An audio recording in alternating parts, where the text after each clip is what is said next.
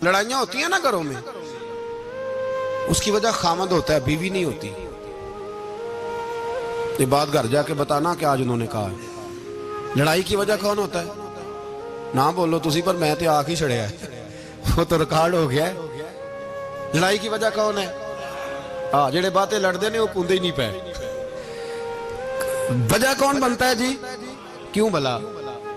इसलिए कि नबी पाक सल्लल्लाहु अलैहि वसल्लम ने फरमाया, औरत की अगल आधी है तो तेरी तो पूरी है ना। तो इसका मतलब है लड़ाई अगर बच सकती थी तो मर्द की वजह से बच सकती थी, घर में अमन हो सकता था। कहते हैं जी बड़ी बेवकूफ है, मेरी सुनती नहीं। तो मैंने कहा जो उससे बहस कर रहा है वो सियाना है?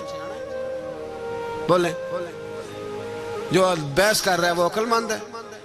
बंदा तो चलो था वो दानश्वर शेक्सपियर, बातें बाज़-औक़ात उसकी कुछ ऐसी हैं। उससे किसी ने पूछा था औरतों से कौन जीत सकता है बहस में, तो उसने कहा था वो जो उनसे बहस ना करे, जो उनसे बहस है। तो भाई तू वजह इसलिए कि हौसला तो तू नहीं करना था। नबी पाक अलैहिस्सलाम ने फरमाया, बीबी टेढ़ी लकड़ी है, सीधी करने की कोशिश करोगे तो टूट जाएगी। सीधी तो फिर कितना बेवकूफ है जो पत्थर से सर रगड़ रहा है, कितना नादान है जो ये हरकत कर रहा है, दरिया में छलांग लगा के कहता है डूबूंगा नहीं। तो भाई हौसला पैदा कर, हिल्म पैदा कर। बहुत सारी ऐसी बातें करेगी जिसमें इश्तियाल आएगा, फटाफट 3 लफ्ज तलाक के दे दिए, अब भागा गया मुफ्ती साहब के पास, ओहो 4 बच्चों का क्या बनेगा। और ये बात पक्की है कि बच्चों को सिर्फ उनकी मां ही पाल सकती है, उनकी मां।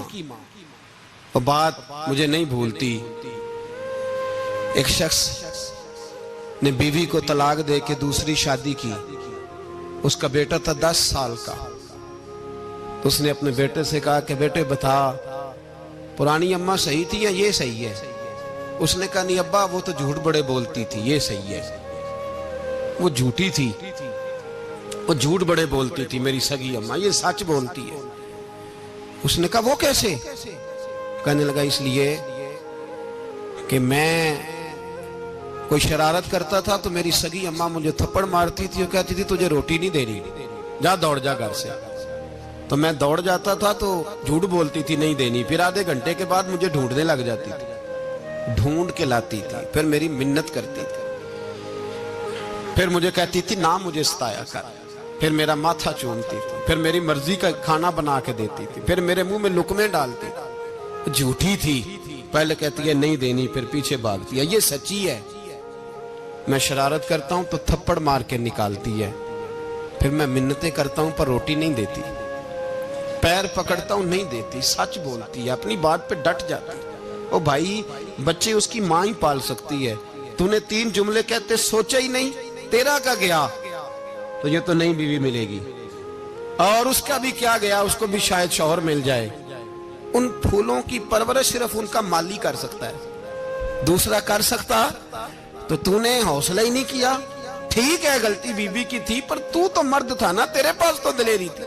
फटाफट ही 3 तलाक के जुमले कह दिए। और मेरे रसूल पाक अलैहिस्सलाम ने फरमाया जायज काम बड़े हैं, पर तलाक जायज तो है, पर मेरे रब को पसंद नहीं, अल्लाह को पसंद। तूने माली भगा दिया जिसने तेरे घर का बाग सेंचना था। तो भाई ये हौसला नहीं, दर्जनों तलाके, 20 केस, और अभी वो शादी के पूरे कपड़े नहीं पहने तो तलाक पहले। उसकी वजह यह कि हौसला नहीं, सब्र नहीं, रजा नहीं, हम एहसास नहीं करते। अगर तू ये समझ जाए कि बस अल्लाह ने जो मेरे लिए बेहतर समझा मुझे दे दिया, सही है, मेरी आजमाइश है, क्या है, कुछ है, जो उसने बेहतर समझा मुझे उसने, फिर तू सुखी हो जाए, तेरे लिए जीना आसान हो जाए, फिर तू बहुत सारी परेशानियों से, आजमाइशों से दूर हो जाए। मेरे नबी पाक अलैहिस्सलाम ने हमें हौसला करने का हुक्म दिया, दलेरी। 2-3 साल शायद पिछले साल या उससे पिछले साल आज के मौके पे ना, हमारे पाकिस्तान में तो बड़े बड़े अनोखे वाकयात होते हैं। सुनने से क्या, मैं कहता हूं वो इबरत के लिए होते हैं। जाली वीजे लगवा दिए हज के किसी एजेंट ने, अल्लाह के मेहमानों को भी लोग लूट लेते हैं, माज़अल्लाह। जाली वीजे लगवा दिए। और मजे की बात यह है कि पाकिस्तानी एयरपोर्ट से गुजर भी गए वो वीजे वाले, और एहराम बांधे लोग जद्दे पहुंच गए। 4 आदमी थे, उन्होंने वीजा देखा तो कहा नकली, आपको वापस जाना पड़ेगा। अगली फ्लाइट से वो लोग वापस आए। आप मुझे बताइए, उनकी जब वो छोटे छोटे क्लिप आए, मीडिया ने उनकी बातें सुनी तो उनके आंसू नहीं थमते थे। एक आदमी एहराम बांध के गया है, मामूली समझते हैं आप? मेरे जैसा गरीब आदमी, कभी उसने इरादा किया और मदीने जाने का लेट हो जाए तो कलेजा फटने को आता है। कुछ मजबूरियां पैरों में आ जाए, ना जा सके तो पता नहीं कितनी तौबा करने को दिल करता है कि कहीं गलती तो नहीं हो गई, कोई ऐसी बात तो नहीं निकल गई। यकीन करें तबीयत परेशान हो जाती, यार कोई ऐसा काम तो नहीं हो गया जिसकी वजह से ये बात हुई। 4 आदमी लौट आए, हालात खराब हो गए, लोग रो रो के किस्से सुनाते थे। लेकिन मेरे रसूल पाक अलैहिस्सलाम का हौसला देखो। हुजूर काबे का भी काबा, हुजूर मालिक, हरम के मालिक मुतलक, जिनके सदके अल्लाह ने काबा को बैतुल्लाह बनाया। हाजियो आओ शहनशाह का रोजा देखो, काबा तो देख चुके अब काबे का भी काबा देखो। हुजूर 1400 सहाबा को लेके गए उमरा करने। मकामे हुदैबिया पर पहुंचे तो काफिरों ने रोक लिया, हम उमरा नहीं करते। तू और मैं, खादम और जो वारिसो मालिक हैं, 1400 सहाबा, हम नहीं उमरा करने देते, वापस जाइए। सुलह लिखी जा रही है। सुलह की शर्तें क्या हैं? मक्के से कोई आदमी गलती से भी मदीने चला गया, मक्के का आदमी, तो मुसलमान अगर इनके जुल्म से तंग आके, मक्की मुसलमान काफिरों के जुल्म से तंग आके मदीने चला गया तो मदीने वाले वापस करेंगे। और अगर मदीने से कोई शख्स गलती से भी मक्के चला गया तो मक्के वाले वापस नहीं करेंगे। इतनी सख्त शरायत। हजरत उमर गुस्से से कांपने लगे, सहाबा परेशान है, पर मेरे रसूल पाक ने सब्र दिखाया। हौसला, तदब्बर, ये तदबीर है। सब्र एक बेहतरीन तदबीर है, अगर कोई अपनाए तो बेहतरीन तरीका है। हुजूर ने फरमाया हमें मंजूर है, सुलह करो। और इतना सख्त हुक्म है, कहने लगे 1400 एहराम वाले वापस जाएं, बाद में आना, इस वक्त नहीं उमरा करने देंगे। मेरे नबी पाक अलैहि, मुझे बताओ, मुझे और आपको दुख होता है, तैयारी हो तो प्रोग्राम रह जाए, तो अगर एहराम बांधा हो और अल्लाह के रसूल ने बंधवाया हो तो हुजूर वापस लौटने लगे तो कितनी तकलीफ की बात है। हुजूर ने फरमाया चलो आइंदा आएंगे। मुआहदा लिखा जा रहा है, हजरत अली मुआहदा लिख रहे हैं।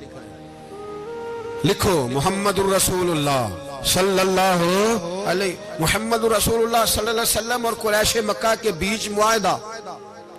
ये तहरीर लिखी जा रही थी तो अबू सुफियान बोल पड़ा, कहने लगा जी हम मोहम्मद रसूलुल्लाह नहीं निकलने देंगे माज़अल्लाह, यही तो हमारा झगड़ा है। अगर आपको रसूलुल्लाह मान लिया तो पीछे रह क्या गया, मोहम्मद इब्न अब्दुल्लाह लिखे। हुजूर ने हजरत अली से फरमाया रसूलुल्लाह काट के मोहम्मद इब्न अब्दुल्लाह लिखो। हजरत अली लिख रहे थे, मोहम्मद रसूलुल्लाह लिखा था, फरमाया रसूलुल्लाह काट के मोहम्मद इब्न अब्दुल्लाह लिखो। तो हजरत अली कहने लगे हुजूर मुझे ये लफ्ज काटना नहीं आता, हुजूर मुझे ये लफ्ज काटना। किसी सहाबी ने एतराज नहीं किया कि लिखना आता था, कहा मुझे काटना। हुजूर ने दोबारा कहा अली काट दो। कहा या रसूल अल्लाह मुझे ये लफ्ज काटना नहीं आता। मेरे हबीब ने तीसरी दफा कहा अली काटो। तो शेर खुदा ने कलम छोड़ा, हाथ बांधे और खड़े हो कहने लगे महबूबा मुझे तेरे कसीदे लिखने आते हैं, काटने कोई नहीं आते, मैं मजबूर हूं, मुझसे नहीं होता, कोशिश करता हूं, ना कलम उठता है ना हाथ चलता है। मेरे हबीबे पाक ने कलम पकड़ा और लफ्ज रसूलुल्लाह खुद काट के मोहम्मद इब्ने अब्दुल्लाह कराया। भाई वक्त गुजर गया, सुलह हो गई। ये तदब्बुर, ये हौसला, ये तदबीर मेरे नबी ने फरमाई। अब तो 1400 को मक्के ने ना दाखिल होने दिया, लेकिन 1 साल ही गुजरा, थोड़ा ही वक्त गुजरा, मेरे रसूल पाक 10,000 को लेके मक्के में दाखिल हो गए। 10,000 उसने फायदा दिया। हिकमत क्या थी, तदब्बुर क्या था?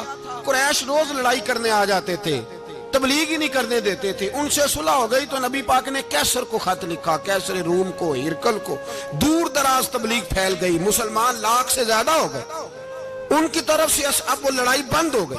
मेरे हबीबे पाक अलैहिस्सलाम के हौसले ने कमाल दिखाया, इस तदबीर ने फायदा दिया उम्मत मुस्लिमा को।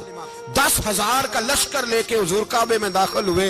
कल जो अबू सुफियान कहते थे ना मोहम्मद रसूलुल्लाह लिखने नहीं दूंगा, आज वो खुद कह रहे थे अशहदु अल्ला इलाहा इल्लल्लाह व अशहदु अन्ना मुहम्मदर रसूलुल्लाह सल्लल्लाहु अलैहि। कल जो कह रहे थे कि मैं ये लफ्ज नहीं लिखने दूंगा, आज अबू सुफियान की हवेली में लाखों लोग, हजारों लोग बैठे थे और सारे कह रहे थे मुहम्मदुर रसूलुल्लाह, मुहम्मदुर रसूलुल्लाह, मुहम्मदुर रसूलुल्लाह सल्लल्लाहु अलैहि वसल्लम। मेरे महबूब की तदब्बुर ने, फकाहत ने, और फिर कमाल हुआ।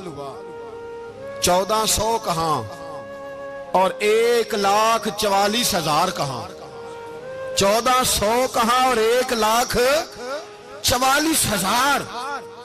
1400 को नहीं जाने दिया उम्रा करने, मेरे रसूल पाक 1,44,000 को लेके हज करने चले गए। हुजूर ने हज किया, हर तरफ लब्बैक लब्बैक की सदाएं बुलंद हुई। ये मेरे नबी पाक का तदब्बुर है, हौसला है। अगर वक्ती तौर पे हौसला कर जाओगे, दिलेरी कर जाओगे, आने वाला वक्त आसान हो जाए। हौसला नहीं, सब्र नहीं, सुकून नहीं, दो चार बातें, यहां तक के लोग अब्बा जी की बात बर्दाश्त नहीं करते, ऐसे जुमले कह देते हैं जो दोबारा पलट के नहीं आते, माँ को लफज नहीं बोलते, बाप की रूह तक छलनी कर देते हैं वो जुमले। लेकिन लोग उस वक्त हौसला करने, और हम पंजाबी लोगों ने तो गुंजाइश ही बड़ी दे दी है, कहते हैं बच्चा है जे एक ही है, एक वे हौसला करे की है माशाल्लाह। तो अगर जवान हो गया तो कहते हैं गर्म खून है, मुका कब। अगर बूढ़ा हो गया तो कहते हैं बूढ़ों में हौसला नहीं होता, ना बच्चे में ना ना, तो किस में हौसला होगा? बोले किसी में भी नहीं। छुट्टी, सबको फतवा मिल गया ना, ये बच्चा है जी, अभी ये तो बच्चा है, आप तो सियाने बयाने हैं, ये बच्चा है। कमाल हो गई है भाई, क्या मतलब है बच्चा है? बच्चे को सारा पता है, हर चीज उसे आती है, हौसला करना ही नहीं आता। और फिर कह दिया वो तो गर्म खून है। वो क्या बात करते हो, गर्म खून? अब्बे के गले पड़ गया गर्म खून, इसको खड़ा करो ना एसपी के सामने और इसको को मार थप्पड़ उसके मुंह पे, तेरे गर्म खून का पता चले। गरीब के ये गले पड़ गया, इसको खड़ा करो एसओचओ के सामने, फिर पता चलेगा खून कितना गर्म है। वहां बिल्कुल चुप है, बिल्कुल खामोश है, और गर्म खून इसका सिर्फ अम्मा के लिए। जलाल सिर्फ रह गया, अगर गरीब घर की बेटी ब्याह के लाया तो सिर्फ उसके लिए। कोई ऐसी बात नहीं, हम बड़े सियाने, हमारा गुस्सा बड़ा समझदार है, हमारा वो गर्म खून बड़ा सियाना है। वो जहां देखता है कि मामला हल्का है तो वहां वो गर्म खून जलाल में, और जहां देखता है कि सामने वाला तगड़ा है तो वहां वो गर्म खून फौरन ठंडा हो जाता है। हौसला पैदा करेगा। जिंदगी हौसलेमंद लोग जीते हैं, जो हौसलेमंद नहीं होते वो तो जिंदगी का एक साल लुत्फ से नहीं जी पाते। हौसला करें, मुस्कुराएं। मेरे नबी पाक सल्लल्लाहु ताला अलैहि वसल्लम ने ना, उस्मान बिन तलहा, काबे की चाबी उनके पास होती थी, तो हुजूर ने एक दिन फरमाया उस्मान, अच्छा ये नहीं था कि उस्मान खास खास लोगों को चाबी काबा खोल के दिखाते थे, बल्कि उनको कुरैश की जानिब से ये हुक्म था कि जो भी तुझे कहे तूने काबे का दरवाजा खोल देना। नबी पाक अलैहिस्सलाम ने ना हिजरत से 2-4 दिन पहले कहा कि उस्मान जरा चाबी दो, मैंने काबा अंदर से देखना है। बड़े ठंडे दिल से जरा सुनना, इधर देखो मेरी तरफ, इधर देखिएगा जरा मेरे भाई। मैंने एक बंदे से कहा यार पानी की बोतल देना दुकानदार से, एक है, उसने कह दिया नहीं मेरे पास। इस बात का कोई गुस्सा? बोलिए। और अगर वो कहे सारे जमाने को मिलेगी आपको नहीं देनी, फिर बोले मेरा ख्याल है चुप करके हंस के आ जाएंगे, सवाल ही नहीं पैदा होता। हम कहेंगे मुझे नहीं ना देनी तूने, तो दुकान उठा यहां से, बंद कर इसे। क्या मतलब है सबको देनी है तुझे नहीं देनी? क्या माने इसका? लेके जाऊंगा, झगड़ा होगा, बहस करेंगे। उस्मान बिन तलहा से हुजूर ने फरमाया दरवाजा खोलो, काबा देखना है। उस्मान कहने लगा मैं सारी दुनिया को दिखाऊंगा, आपको नहीं दिखाऊंगा। कितनी सख्त बात है, पर कुर्बान जाएं रसूलुल्लाह के हौसले पे सल्लल्लाहु अलैहि। उस्मान कहते हैं मैंने ये बात की तो नबी पाक मुस्कुराने लगे, और मैं अच्छा नहीं देनी, नहीं देनी। तो हुजूर ने ना मुस्कुरा के और मेरी कमर पे थपकी दी, फरमाया अच्छा याद रखना ये चाबी मैं तुझसे ले लूंगा, और जिसको मेरा दिल करेगा मैं उसको दूंगा। उस्मान कहते हैं रोज रात को नबी पाक के ये जुमले मेरे कानों में गूंजा करते थे, गूंजते थे कि हुजूर ने फरमाया। कहते हैं जिस दिन पता चला ना नबी पाक 10,000 का लश्कर लेके आ रहे हैं, तो अबू सुफियान मीटिंगें कर रहे थे, मक्के के सारे सरदार तैयारी कर रहे थे, और मेरे कानों में एक ही लफ्ज था कि हुजूर ने फरमाया मैं चाबी ले लूंगा, फिर जिसको मैं चाहूंगा उसे दूंगा। उस्मान कहते हैं हद हो गई, वक्त गुजर गया, हुजूर आ गए, तवाफ फरमाया, और तवाफ के बाद मेरे नबी पाक अलैहिस्सलाम ने फरमाया बुलाओ ना जरा उस्मान को। उस्मान कहते हैं मैं चाबी लेके आया तो दूसरा जुमला कोई नहीं। साढ़े ना कोई बंदा मशवरा देवे ओदी ना मनीए, ते जे काम मुंज हो जे ना, जे जो ने मशवरा दिता सी ते ओ नाल ही गौस पाक बन जांदा। तेनू आखिया सी ना, फौरन ही दाता वाली अजवेरी हो जाता है। वो कहते तेन पता नहीं मैं किड्डा वली अल्लाह, तेन मैं आखिया सी ना इंज ना कर, और बंदा परेशान होता है, काम उल्ट हो गया, और लागों आखी जाता वेखो जी मैं तो तुहानू पहलों ही आखिया सी जी। अजीब बात है, शेख चिल्ली की तरह पीछे पड़ जाएगा, मैंने तो पहले ही कहा था। ओ बस कर यार, अब तू ख्वाजा मोइनुद्दीन अजमेरी हो गया, बस करो। मशवरा ही होता है, किसी का मिल जाता है और किसी का नहीं लिया जाता। फौरी तौर पे बंदा उठ के ना तो विलायत की चौथी सीढ़ी पे चढ़ जाएगा, कहेगा मैं तो अब्दाले वक्त हूं, मैं कुतबे दौरा हूं, मैंने तुझे कहा नहीं था। अब बस कर यार, कई दफा मशवरे सही होते हैं, कई दफा सही। बोलिए नबी पाक सल्लल्लाहु अलैहि वसल्लम की ओहद के दिन ख्वाहिश ये थी कि अंदर रह के लड़ना है। जवान से आपा ने कहा बाहर जाके लड़ाई करनी है, हुजूर ने बाहर जाके जंग की, बज़ाहिर मुसलमानों को शिकस्त हुई। हुजूर ने एक दफा नहीं कहा कि मैंने तुम्हें कहा नहीं था अंदर रहना है, बस हो गया जो हो गया। अब उसमें फटाफट अगले को हौसला दो, कोई अर्ज नहीं यार। नबी पाक सब बोलिए सल्लल्लाहु अलैहि वसल्लम, मेरे हबीब पाक अलैहिस्सलातु सलाम ने ना कहा उस्मान को बुलाओ। उस्मान आए तो उस्मान कहते मैंने चाबी दी तो मैं तैयार था, मैं तैयार था कि अब मेरी बात होगी और रुसवाई होगी। लेकिन कहते हैं कुर्बान जाए, मुस्तफा ने तो ये जुमला भी नहीं कहा कि मैंने तुझे कहा नहीं था, ये भी नहीं कहा। हुजूर ने चाबी ली, काबे के बुत साफ किए, नमाज पढ़ी, वापस आए। फरमाया उस्मान मेरा वादा था तेरे साथ कि जिसको मैं चाहूंगा चाबी दूंगा, ये लो चाबी मैं तुझे ही देना चाहता हूं, ले लो रख लो। उस्मान कहते हैं वो चाबी नहीं मेरे तरफ आ रही थी, मेरी तरफ ईमान आ रहा था। वो चाबी नहीं आ रही, ईमान आ रहा था मेरी जानब। कहते हैं मेरे हाथों में चाबी आई और मेरी जुबान पे कलमा है तौहीद जारी हो गया। भाई तदब्बुर, हौसला, सबर, रजा, हमें तो टाइम भी नहीं गुजारना आता।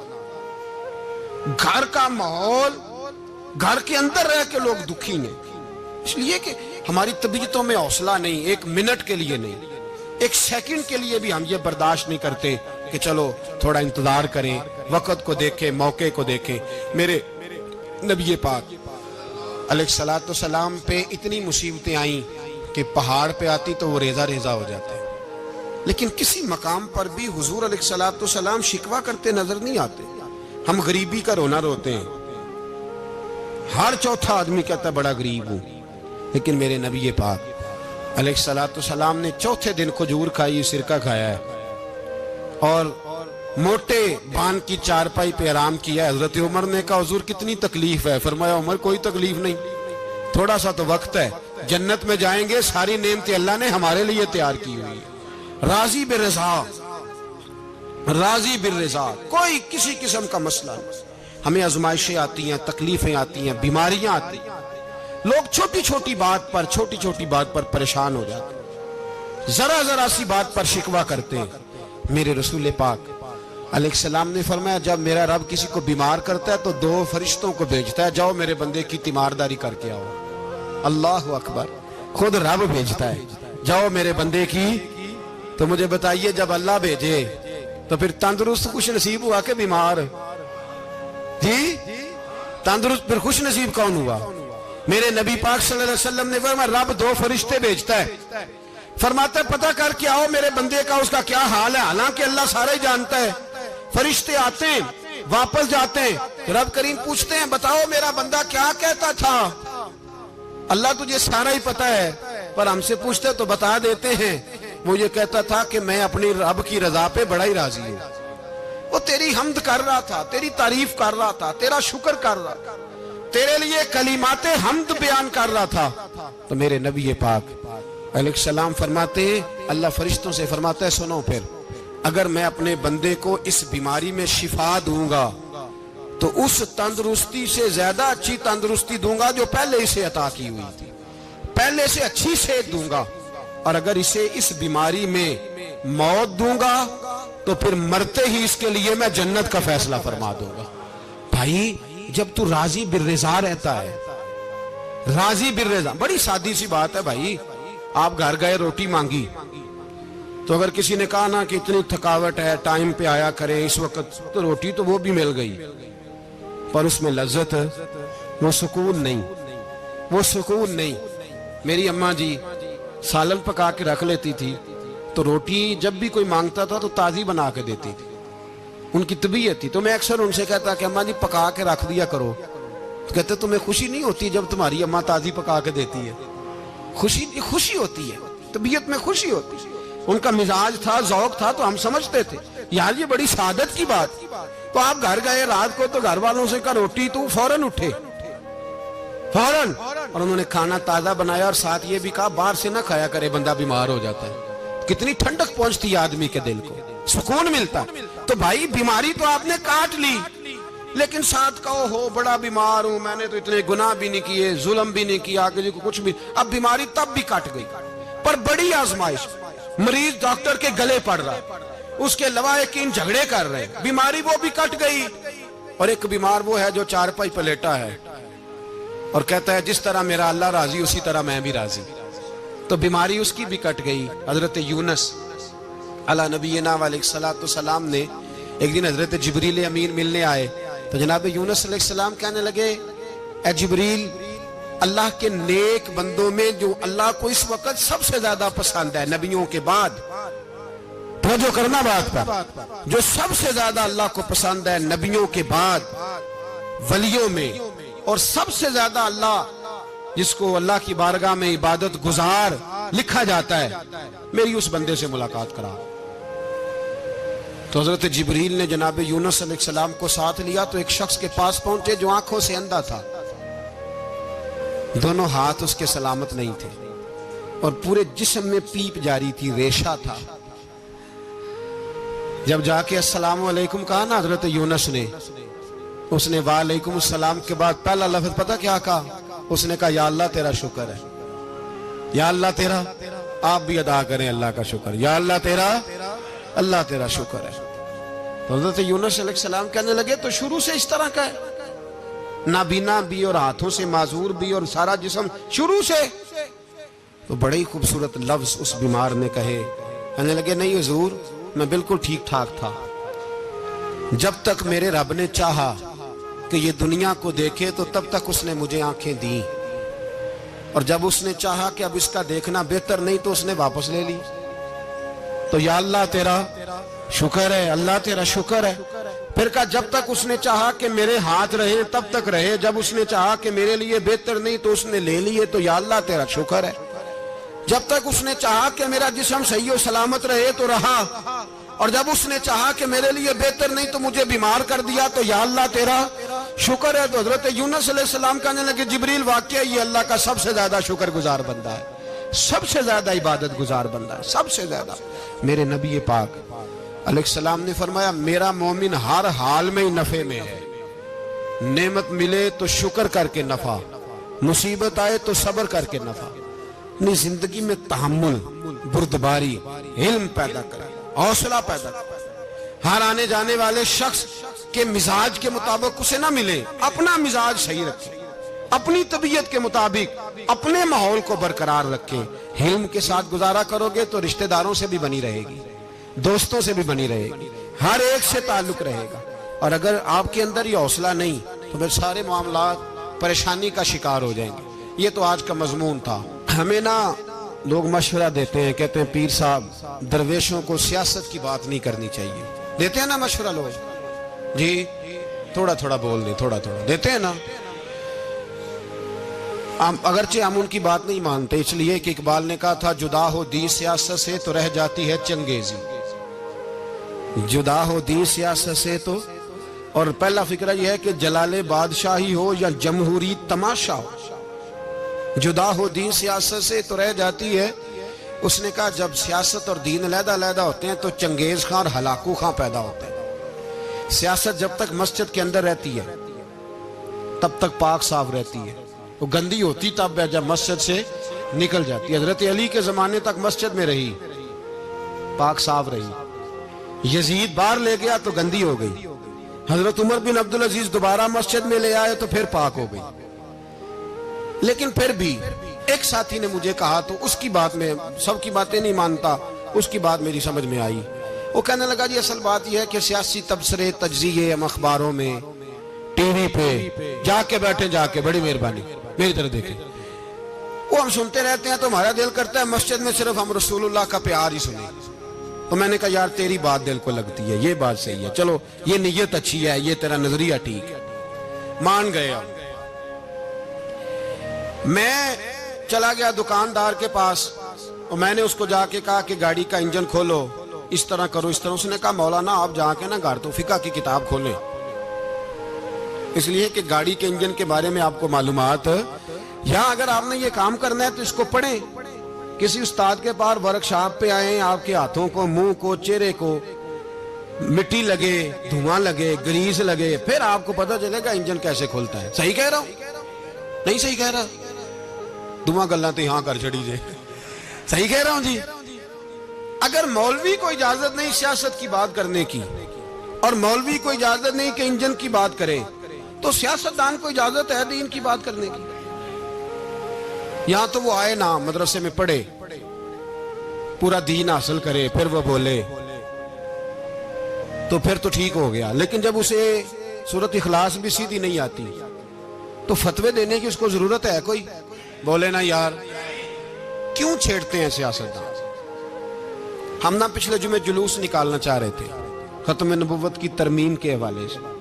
हुकूमत वक्त ने कहा कि हम वापस लेते हैं, तो मेरे बहुत सारे दोस्तों ने कहा जी निकालना चाहिए। इन्होंने किया क्यों? मैंने कहा यार लोगों को भी परेशान नहीं करना चाहते, हमारी अपनी सड़कें हैं, किसी को बस ठीक है। उन्होंने वापस ले ली तो बात खत्म हो गई, हम मान गए, तस्लीम कर लिया। इतना हमारा मुतालबा है कि उस आदमी को जरूर सजा दो जिसने ये तरमीम की है, लेकिन हम नहीं करते। कोई ये तो नहीं निकले, नहीं ना निकले बोले तो वजीर कानून साहब को क्या मुसीबत बनी हुई है नया फतवा देने की? क्या है कोई शौक उन्हें देना चाहिए फतवा?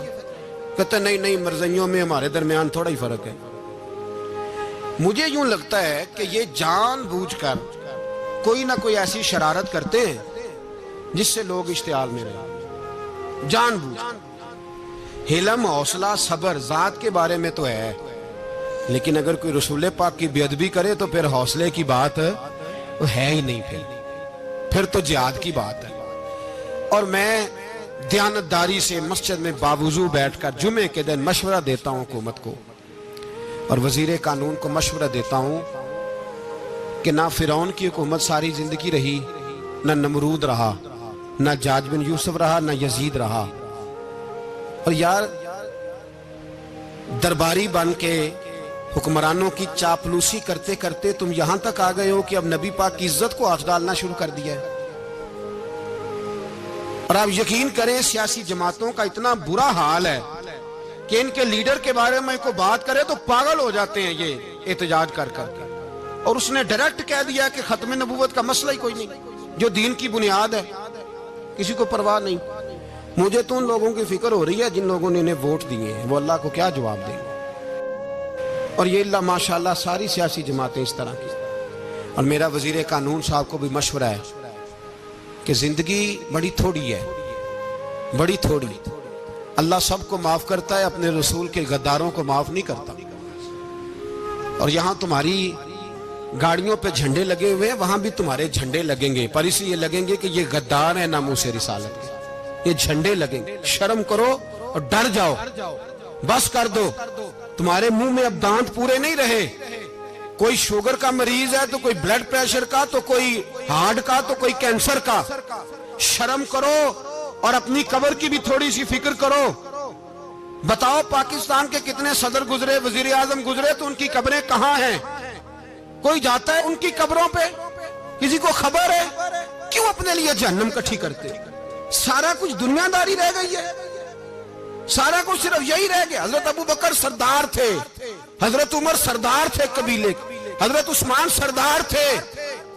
उन्होंने सरदारियों को ठोकर मार के रसूलुल्लाह के कदमों में बैठना पसंद किया, सरदारियां छोड़ के गुलाम बन गए। तुम सरदारियां बचाने के लिए रसूलुल्लाह की गद्दारी करते हो, शर्म नहीं आती? और कौम शिकवा है मुझे इन लोगों से जो मौलवी तो कह देते हैं तू सियासत नकार, और किसी सियासतदान को मना नहीं करते कि जब तुझे सूरत फातिहा भी नहीं आती तो तुझे किसने इजाजत दी है इतनी बड़ी बात। और मैंने पिछले से पिछले जुम्मे भी कहा था, फिर कहता हूं और ऑन दी रिकॉर्ड कहता हूं, मरज़ई कल भी काफिर थे, आज भी काफिर और कयामत तक, और जो उनके कुफर में शक करे वो भी, और पक्का बेईमान है, काफिर है। वो वजीर कानून हो या सुबाई हो या विफाकी हो, मन शक्का फी कुफर ही फकत कफर, जो मरज़ई के कुफर में शक करे वो भी काफिर है। हमारे रसूल आखिरी रसूल है, हम किसी को ये इजाजत नहीं देंगे कि वो खत्म नबूवत में रखड़ा डालने की कोशिश करे, हम किसी को ये इजाजत है। और तुमने कौम को लूटा, लूटते रहो, अब ईमान पे डाके तो ना डालो। तुम्हें दौलत लूट के पेट नहीं भरा, अब ईमान लूटना शुरू कर लिया है। तुम्हारा फैक्ट्रियां लूटकर, कौमी खजाना लूटकर पेट नहीं भरा, बेईमानो अब दीन बेचकर अपनी हुकूमतें पक्की करोगे। और वो लोग भी तैयार हो जाएं जो इन बेईमानों को मुंतखब करते हैं, उनसे भी सवाल करेगा खत्म नबुव्वत का मौजू कयामत के दिन कि तुम बताओ। इनको सपोर्ट करते थे जो रसूलुल्लाह सल्लल्लाहु अलैहि वसल्लम के बाद भी किसी नबी को नबी मानना दुरुस्त जानते थे। शर्म आनी चाहिए, ख्याल होना चाहिए। और मैंने कहा कि हमारा दिल नहीं चाहता, आप यकीन करें, हमें शौक है जुलूस निकालने का, तुम्हारे खिलाफ बातें करने का। तुमने रोज थर्मामीटर निकाला होता है, चेक करते हो कि ईमान कितना है कितना नहीं है। ये पाकिस्तान अगर सूबा सिंध है तो हजरत अब्दुल्ला शाह गाजी का है, अगर बलोचिस्तान है तो हजरत बाबा अब्दुल रहमान का है, और अगर पेशावर है तो वो सूफिया का है, और अगर ये धरती पंजाब है तो ये दाता अली अजमेरी की है, ये बाबा फरीदुद्दीन की है। इसमें किसी गद्दार को कब्जा करने की इजाजत बिल्कुल नहीं मिलेगी। और हम वो लोग भी नहीं जो चुप करके अंदर सोते रहे, कौम जो करती है करती रहे, हमें परवाह नहीं ना, ऐसी कोई बात नहीं। कोई बंदा ना समझे कि इन्हें होश नहीं, इन्हें पता नहीं, हमें सारा कुछ ही आता है। फिर अगर कल को कोई मुमताज कादरी पैदा हो गया तो शिकवा ना करना, कल को कोई फिर से आमर चीमा निकल आया तो शिकायत ना करना, याद रखना।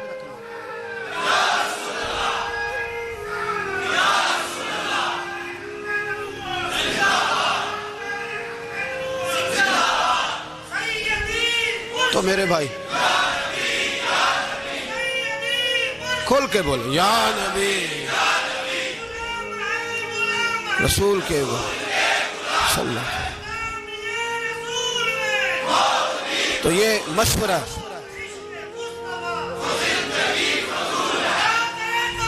जज़ाक, तो ये तुम्हें मशवरा है।